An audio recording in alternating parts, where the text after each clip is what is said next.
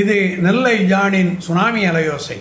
எடப்பாடியார் அவர்கள் நேற்று திருவாய் மலர்ந்து நன்றி மறப்பது நன்றென்று, எனவேதான் 4.5 ஆண்டு காலம் எங்கள் ஆட்சியை காப்பாற்றிய மத்திய அரசுடன் விசுவாசமாக இருக்கிறோம், கூட்டணியாக இருக்கிறோம் என்று சொல்லுகிறார். அப்படியானால் 2024 நீங்கள் பாராளுமன்ற தேர்தலில் ஏன் கூட்டணியை தவிர்த்தீர்கள்?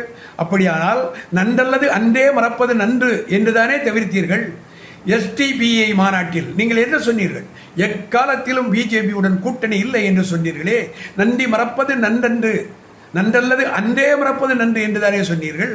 அப்படி இருக்க 10 நாள் கெடு விதித்து விட்டு இப்பொழுது செங்கோட்டையை டெல்லி சென்றாரே, அவரை அமித்ஷா தவிர்த்திருக்க வேண்டாமா?